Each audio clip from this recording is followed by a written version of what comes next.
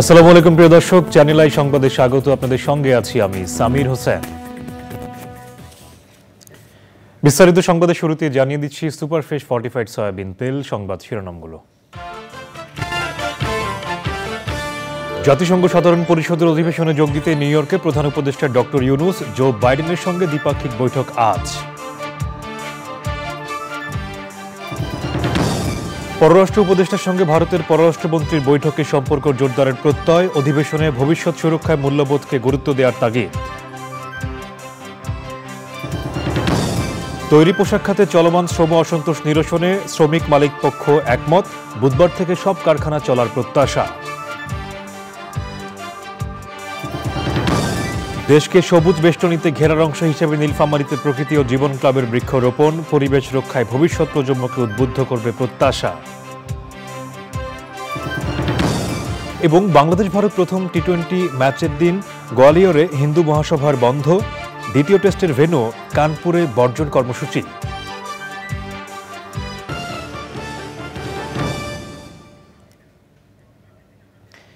এছাড়াও নিটল টাটা বিশেষ সংবাদে যা থাকছে: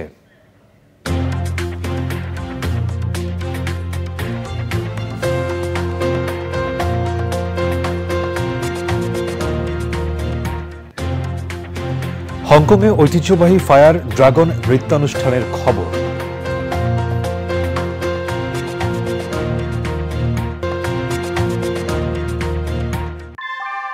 আমরা তৈরি করি বিশ্বমানের জার্মান প্রযুক্তির ভূমিকম্প সহনশীল থার্মেক্স রড, যা আপনার স্থাপনাকে নিরাপদ রাখে প্রজন্ম থেকে প্রজন্ম।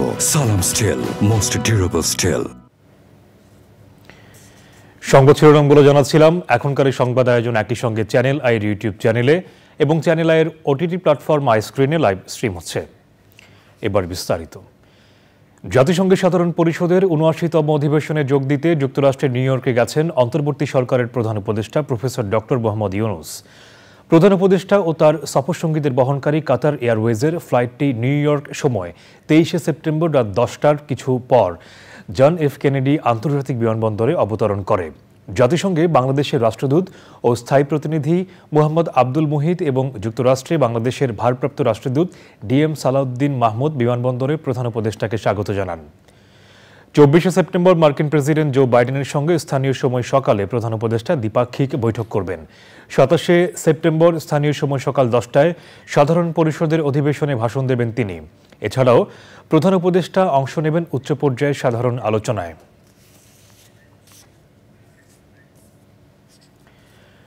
বাংলাদেশ ও ভারতের পারস্পরিক স্বার্থ সংশ্লিষ্ট বিষয় সম্পর্কে এগিয়ে নিয়ে যাওয়ার ব্যাপারে একমত হয়েছে দুই দেশ। নিউ ইয়র্কে পররাষ্ট্র উপদেষ্টা তৌহিদ হোসেনের সঙ্গে ভারতের পররাষ্ট্রমন্ত্রী এস জয়শঙ্করের বৈঠকে সম্পর্ক জোরদারের আশা ব্যক্ত করা হয়েছে। জাতিসংঘ সাধারণ পরিষদের অধিবেশনের ফাঁকে নিউ ইয়র্কের স্থানীয় সময় সোমবার সন্ধ্যায় এ বৈঠক হয়। বাংলাদেশের পররাষ্ট্র মন্ত্রণালয় সামাজিক যোগাযোগ মাধ্যম এক্স-এ তথ্য জানিয়েছে। এছাড়াও ভবিষ্যৎ নিয়ে জাতিসংঘ আয়োজিত এক প্ল্যানারি সেশনে দেয়া বক্তব্যে পররাষ্ট্র উপদেষ্টা জুলাই আগস্ট গণ অভ্যুত্থান ও পরবর্তী ঘটনা তুলে ধরেন। তিনি বলেন, নিজেদের ভবিষ্যৎ সুরক্ষিত করার জন্য মূল্যবোধকে গুরুত্ব দিতে হবে।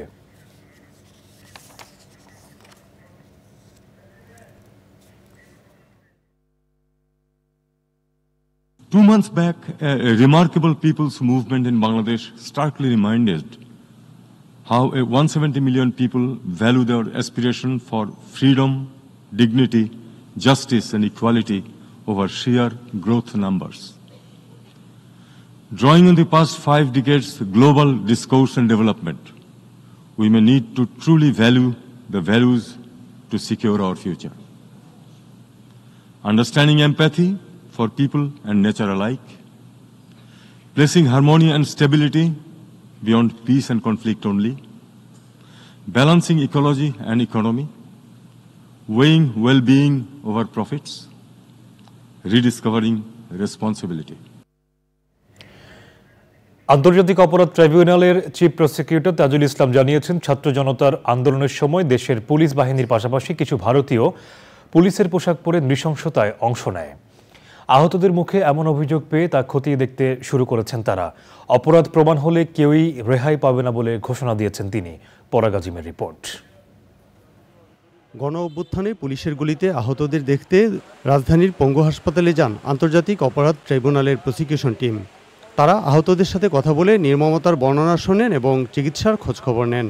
অনেকে আহত হন 5ই আগস্ট। গণভবন থেকে আসার পথে আদাবরের সামনে পুলিশ আত্মরক্ষার জন্য এলোপাথারি গুলি শুরু করে, তো তখন একটা বুলেট আমার পায়ে এসে লাগে। আমাদের সাথে যে এগুলো আরও ছাত্ররা ছিল তাদের উপর গুলি চালাইছে তারা।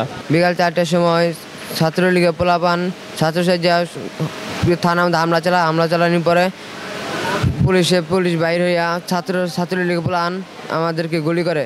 পরিদর্শন শেষে সাংবাদিকদের সাথে কথা বলেন আন্তর্জাতিক অপরাধ ট্রাইব্যুনালের চিফ প্রসিকিউটর তাজুল ইসলাম। আমাদের তদন্ত সংস্থার লোকজন এসে ডিটেল তাদের সাক্ষ্য প্রমাণ রেকর্ড করছেন, তাদের মেডিকেল ডকুমেন্টগুলো নিচ্ছেন। এইখানে অপারেশন করে যে সমস্ত বুলেটস বের করা হয়েছে এগুলো ওনাদের কাছে সংরক্ষিত আছে।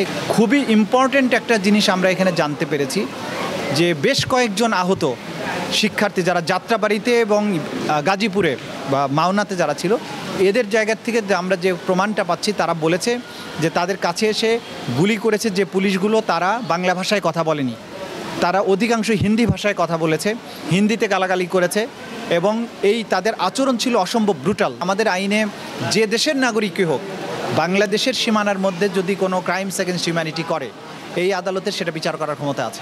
1 সপ্তাহের মধ্যে ট্রাইব্যুনাল গঠন সম্পন্ন হওয়ার আশা করছেন চিফ প্রসিকিউটর। হাসপাতাল পরিদর্শনের সময় ট্রাইব্যুনালের তদন্ত সংস্থার কর্মকর্তারাও ছিলেন। পরাগ আজিম, চ্যানেল আই, ঢাকা।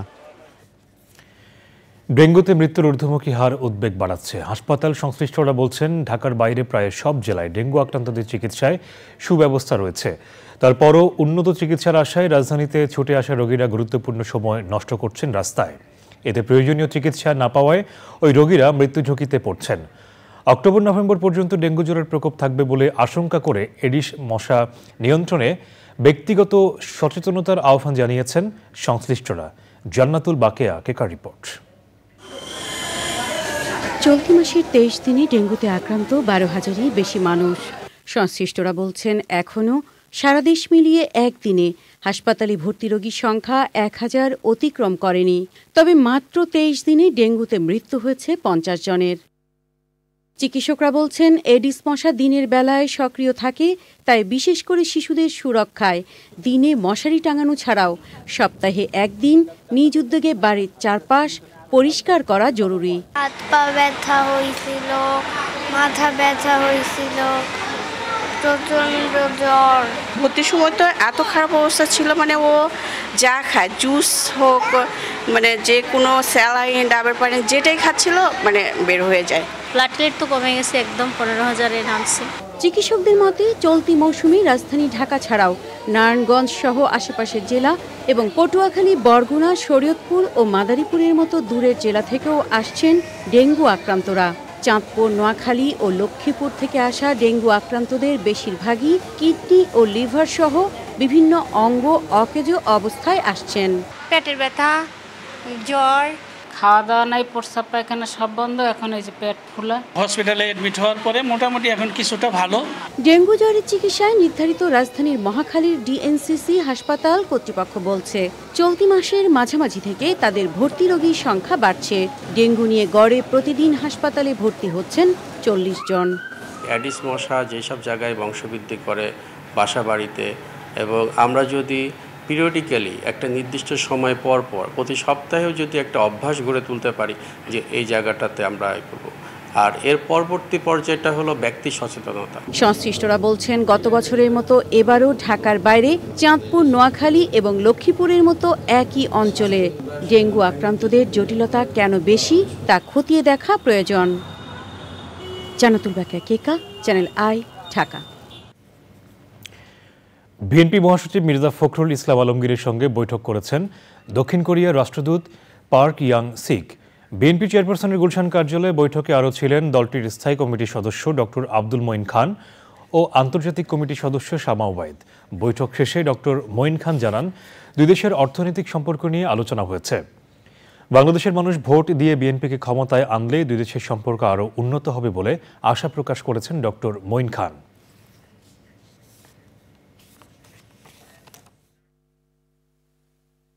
বিগত 17 বছর যে দুর্নীতিতে এদের শুধু ছেয়ে গিয়েছিল তাই নয়, এদেশের ব্যবসা বাণিজ্য যে ক্ষতিগ্রস্ত হচ্ছিল সেগুলো নিয়ে আলাপ হয়েছে এবং ভবিষ্যতের যে সম্ভাবনা রয়েছে কোরিয়ার সঙ্গে বাংলাদেশের যে অর্থনৈতিক সম্পর্ক এবং স্পষ্টত কোরিয়া কিন্তু কোনো রাজনৈতিক উদ্দেশ্য নিয়ে বাংলাদেশে আসেনি, তারা অর্থনৈতিক সহযোগিতার উদ্দেশ্য নিয়ে এসেছে যাতে করে কোরিয়া এবং বাংলাদেশ উভয় দেশের জনগণ এ থেকে উপকৃত হতে পারে।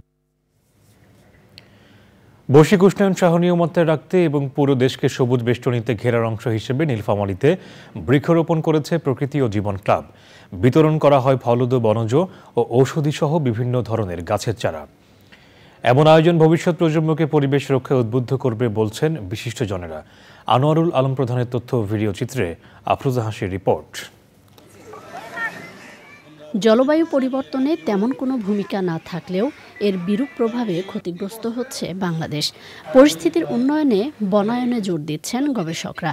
এরই অংশ হিসেবে সবুজে সাজাই বাংলাদেশ স্লোগানে প্রতিবারের মতো এবারও সারা দেশে প্রকৃতি ও জীবন ক্লাবের বৃক্ষরোপণ কর্মসূচি। প্রকৃতি ও জীবন ক্লাব দেশব্যাপী সবুজে সাজাই বাংলাদেশ কর্মসূচির আওতায় শিক্ষার্থীদের মাঝে বনজ, ফলদ ও ভেষজ গাছের চারা বিতরণ ও রোপণ কার্যক্রম পরিচালনা করছে।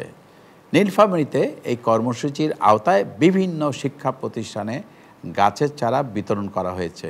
গাছ লাগানোর অভ্যাস শিক্ষার্থীদের মধ্যে প্রকৃতির প্রতি ভালোবাসা তৈরি করবে এবং ভবিষ্যতে আরও বৃক্ষরোপণের প্রতি উদ্বুদ্ধ করবে।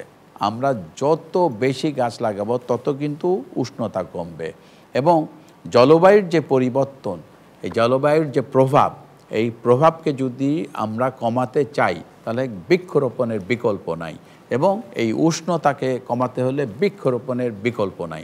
সুতরাং যত বেশি গাছ লাগাবো তত আমরা ভালো থাকব, আমাদের দেশটা ভালো থাকবে। নীলফামারীতে প্রাকৃতিক দুর্যোগ রোধে রক্ষা কবচ তৈরিতে বৃক্ষরোপণ ও শিক্ষার্থীদের চারা দেওয়া হয়। বাংলাদেশ যে অবস্থায় এসে দাঁড়িয়েছে এই অবস্থায় বেশি বেশি গাছ লাগাতে হবে এবং রক্ষণাবেক্ষণ করতে হবে। পরিবেশের ভারসাম্য রক্ষার ক্ষেত্রে গাছ লাগানোর কোনো বিকল্প নেই, তাই আমাদের প্রত্যেকের প্রয়োজন গাছ লাগানো। প্রকৃতির সাথে মানুষের একটা বন্ধন জড়িয়ে আছে, আর এই বন্ধন যদি ভেঙে যায় তাহলে প্রকৃতি আমাদের সাথে বিরূপ প্রতিক্রিয়া দেখাবে। এজন্য আমাদের উচিত ধ্বংসের মুখ থেকে রক্ষা পাওয়ার জন্য প্রয়োজনীয় গাছ লাগানো। আমরা কারণে অকারণে গাছ কেটে ফেলছি, কিন্তু আমরা গাছ সেইভাবে রোপণ করতেছি না। গাছ আমাদের পরিবেশের ভারসাম্য রক্ষা করে, সেজন্য আমাদের প্রকৃতি ও জীবন ক্লাব আমাদের পাশে এসে দাঁড়িয়েছে, সেজন্য তাদেরকে আমরা ধন্যবাদ জানাই। বিশিষ্টজনেরা বলছেন পরিবেশের ভারসাম্য রক্ষায় সবাইকে উদ্বুদ্ধ করতে প্রকৃতি ও জীবন ক্লাবের এমন কার্যক্রম অনুকরণীয়। এই ক্লাবের মতো যদি আমাদের সচেতন মানুষ যদি এগিয়ে আসতো এবং সারা বাংলাদেশে যদি এভাবে বৃক্ষরোপণ করা যেত তাহলে আমাদের পুরো বাংলাদেশে প্রকৃতির ভারসাম্য রক্ষা পেত। আজকে যে বৃক্ষরোপণের ক্ষেত্রে এই অংশীদারিত্ব, যে আন্তরিকতা ওনারা প্রকাশ করেছে, এতে কচুকাটাবাসী উপকৃত হবে। আগামী পৃথিবী গড়তে বৃক্ষরোপণ কর্মসূচি অব্যাহত রাখবে প্রকৃতি ও জীবন ক্লাব। যে প্রকৃতিগতভাবে যে জলবায়ু পরিবর্তন হচ্ছে সেটাকে রোধ করা, আমরা আশা করব প্রতি বছরে এই ক্লাব তার কর্মসূচি চালিয়ে যাবে এবং আগামীতেও সবাই অংশগ্রহণের মধ্য দিয়ে বাংলাদেশ সবুজে গড়ে উঠবে। সবুজায়নের এই অভিযানে সবাইকে এগিয়ে আসার আহ্বান পরিবেশবাদী সহ সচেতন মহলের। আফরোজা হাসি, প্রকৃতি ও জীবন ডেস্ক, চ্যানেল আই। এবারে বাংলাদেশ ভারত টেস্ট সিরিজ। নিরসনে একমত হয়েছে শ্রমিক ও মালিক পক্ষ। কয়েকজন উপদেষ্টার মধ্যস্থতায় যৌথ বিবৃতিতে সই করেছেন তারা। বুধবার থেকে সব কারখানা চলবে বলে আশা করছে সরকার। এরপরও কেউ বিশৃঙ্খলা সৃষ্টির চেষ্টা করলে কঠোর ব্যবস্থা নেয়ার ঘোষণা দিয়েছেন উপদেষ্টারা। বিস্তারিত জানাচ্ছেন রফিকুল বাশার। তৈরি পোশাক শিল্প সহ বিভিন্ন কারখানায় কিছুদিন ধরেই অসন্তোষ চলছে। নানা উদ্যোগেও সে বিশৃঙ্খলা নিয়ন্ত্রণ করা যায়নি। এই অবস্থায় সচিবালয়ে মালিক, শ্রমিক ও সরকার ত্রিপক্ষীয় বৈঠক হয়। বৈঠকে শ্রমিকদের 50টি দাবির মধ্যে 18টি দাবি মেনে নিয়েছেন মালিকরা। 10ই অক্টোবরের মধ্যে বকেয়া বেতন পরিশোধ, অতিরিক্ত 225 টাকা হাজিরা বোনাস দেয়া, মাতৃত্বকালীন ছুটি 120 দিন করা সহ বিভিন্ন দাবি মেনে নেওয়া হয়েছে। অক্টোবর 2024 মাসের মধ্যে সকল কারখানায় সরকার ঘোষিত নিম্নতম মজুরি বাস্তবায়ন করতে হবে। রেশনিং ব্যবস্থা এটি একটা খুব অনেক দিনের দাবি ছিল, সেই বিষয়ে আপাতত শ্রমঘন এলাকায় টিসিবির মাধ্যমে সাশ্রয়ী মূল্যে নিত্য প্রয়োজনীয় পণ্য সরবরাহ করা হবে। আগামী 10 অক্টোবর 2024-এর মধ্যে শ্রমিকের সকল বকেয়া মজুরি বিনা ব্যর্থতায় প্রদান করতে হবে, অন্যথায় শ্রম আইন অনুযায়ী সংশ্লিষ্টর বিরুদ্ধে প্রয়োজনীয় ব্যবস্থা গ্রহণ করা হবে। কোনো পক্ষ যদি অসন্তোষ বা বিশৃঙ্খলা সৃষ্টি করে তবে কঠোর ব্যবস্থা নেওয়ার ঘোষণা দেওয়া হয়। এই দাবিগুলো মেনে নেওয়ার প্রেক্ষিতে যদি কোনো পক্ষ কোনো প্রকার বিশৃঙ্খলা করার চেষ্টা করে, সেটা যদি কোনো মালিক পক্ষ বেতন দেওয়ার ক্ষেত্রে অনাগ্রহ প্রকাশ করে এবং সদিচ্ছার অভাব থাকে, এবং শ্রমিক পক্ষের দিক থেকেও যদি বিশৃঙ্খলা করার চেষ্টা করা হয়, তাহলে সেটার বিরুদ্ধে আইনানুগ ব্যবস্থা নেওয়া হবে। এবং সরকার যেহেতু সবগুলো দাবির বিষয়ে আলোচনা হয়েছে এবং একটা সমাধানে আমরা পৌঁছাতে পেরেছি, সরকার এখন কোনো প্রকার বিশৃঙ্খলা আর কোনোভাবেই বরদাস্ত করবে না এবং সেটার ব্যাপারে কঠোরভাবে ব্যবস্থা নেওয়া হবে। কোনো ধরনের বিশৃঙ্খলার সৃষ্টি হবে না, কিন্তু এরপরও যদি কোনো রকমের বিশৃঙ্খলার সৃষ্টি হয় সেই জন্য কিন্তু আমাদের অন্যান্য ব্যবস্থা নিতে হবে, যেটা নিয়ে আমাকে কাদের জন্যই কাম্য না। আমি চাচ্ছি ভালোভাবে শৃঙ্খলভাবে কাজ হোক এবং কোনো রকমের বিশৃঙ্খল না হোক। তৈরি পোশাক শিল্প খাত যেন হাতছাড়া না হয়, সেজন্য সতর্ক থাকার আহ্বান উপদেষ্টাদের। বাংলাদেশে গার্মেন্ট অন্য কোথাও যেতে পারে না এবং বাংলাদেশের গার্মেন্ট বাংলাদেশের পৃথিবীর মধ্যে সবচেয়ে সেরা। বাংলাদেশ এই গার্মেন্টের জন্য পরিচিত, তো কাজে এটাকে কোনোভাবেই আমরা ধ্বংস হতে দিতে পারি না। শ্রমিক মালিক একসাথে কাজ করার আহ্বান জানানো হয়। মালিক শ্রমিক সবাই আমরা কাঁধে কাঁধ মিলিয়ে হাতে হাত মিলিয়ে এই দেশের শিল্পকে আমরা রক্ষা করব এবং শিল্প বাঁচলে আমরা সবাই বাঁচব।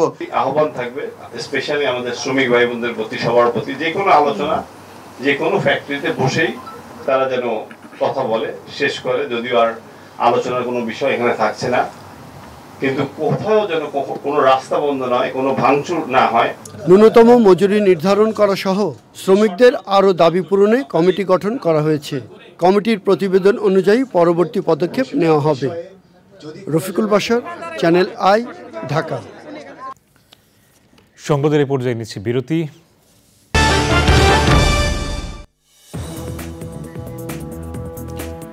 বিরতির পর আবারও আমন্ত্রণ। গাজায় অব্যাহত হামলার মধ্যেই লেবাননের ব্যাপক হামলা চালিয়েছে ইসরায়েল। হামলায় লেবাননের বিভিন্ন স্থানে 558 জন নিহত ও 1835 জন আহত হয়েছে। নিহতদের মধ্যে অন্তত 50 জন শিশু ও 94 জন নারী। লেবাননের স্বাস্থ্য মন্ত্রণালয় এই তথ্য জানিয়েছে। এই হামলার ইসরায়েলের বিরুদ্ধে সর্বাত্মক যুদ্ধের ঘোষণা দিয়েছে হিজবুল্লাহ। ইসরায়েল জানিয়েছে তারা হিজবুল্লাহর 1600-র বেশি লক্ষ্যবস্তুতে হামলা চালিয়েছে। জবাবে হিজবুল্লাহ ইসরায়েলে 2 শতাধিক রকেট নিক্ষেপ করে। লেবাননের প্রধানমন্ত্রী নাজিব মিকাতি সৃষ্ট সংঘাত নিয়ে আলোচনা করতে যুক্তরাষ্ট্রে গেছেন। এছাড়া দেশটিতে 89টি অস্থায়ী নিরাপত্তা ক্যাম্প করা হয়েছে। জাতিসংঘ মহাসচিব অ্যান্তোনিও গুতেরেস ও বিশ্ব নেতারা উদ্বেগ প্রকাশ করে যুদ্ধ বন্ধের আহ্বান জানিয়েছেন। এদিকে গাজায় অব্যাহত ইসরায়েলি হামলায় 12 ফিলিস্তিনি নিহত হয়েছে। এবারে আইস্ক্রিন সাংস্কৃতিক সংবাদ।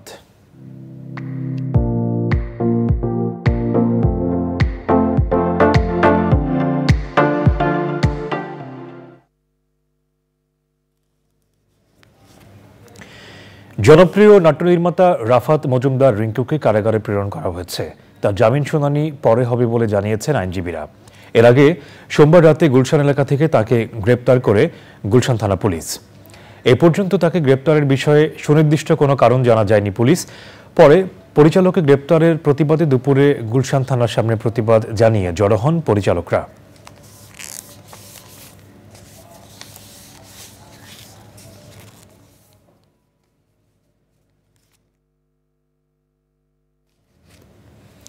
এবারে নিটল টাটা বিশেষ সংবাদ।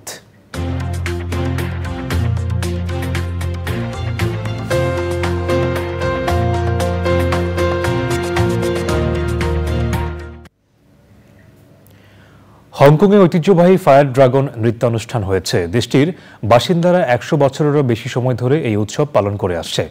বিশেষ করে প্লেগ রোগের ভয়াবহতা থেকে বাঁচতে এই ফায়ার ড্রাগন নৃত্যের প্রচলন হয়েছিল 19 শতকে। এরপর থেকে ভয়াবহ রোগ কিংবা অশুভ শক্তি দূর করতেই এই উৎসব পালন করা হয় হংকংয়ে। এটি মধ্য শরতের একটি ঐতিহ্যবাহী উৎসব যা চাঁদ উৎসব নামেও পরিচিত।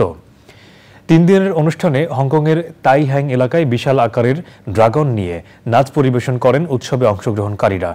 রাস্তার 2 ধারে নানা রঙের আলোকসজ্জা ও খাবারের আয়োজন করা হয় উৎসবে। এবারে কৃষি সংবাদ।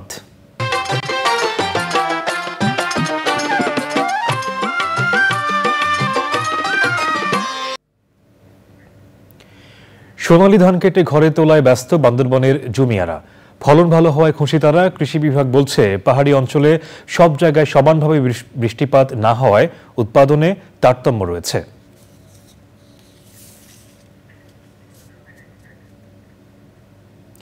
এবারে প্রকৃতি সংবাদ।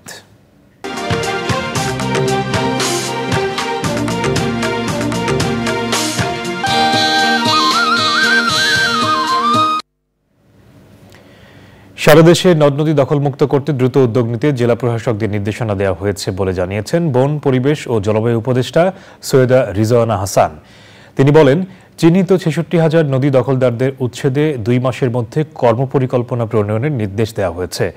কুমিল্লার বুড়িচং উপজেলার বুড়বুড়িয়া এলাকায় গোমতী নদীর ভাঙা বাঁধ পরিদর্শনে এসে এসব কথা বলেন তিনি।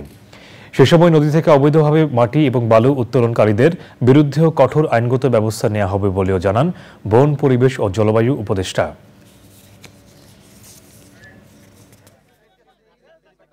প্রভাবশালী ক্ষমতাশালী ব্যক্তিরা এখানে স্থাপনা করেছে সরকারের অনুমোদনে। না তাদের এখানে স্থাপনা করার কোনো সুযোগ আছে, না সরকারের ক্ষমতা আছে তাদেরকে এই স্থাপনাগুলো করতে দেওয়ার। সেই স্থাপনার তালিকা যদি থেকে থাকে, নদী রক্ষা কমিশনের একটা তালিকা আছে, 66,000 দখলদার চিহ্নিত হয়েছে। ওই 66,000 দখলদারের হাত থেকে কেমন করে তারা এটাকে বাঁচাবে, কেমন করে দখলগুলো ভাঙবে, 2 মাসের মধ্যে কর্মপরিকল্পনা দিতে। কাজে সকল জেলা বিভাগীয় কমিশনারগণ নিশ্চয়ই জেলা প্রশাসনকে বলবে এবং এগুলো ভাঙার কাজ শুরু হবে। এবারে পূবালী ব্যাংক বাণিজ্য সংবাদ।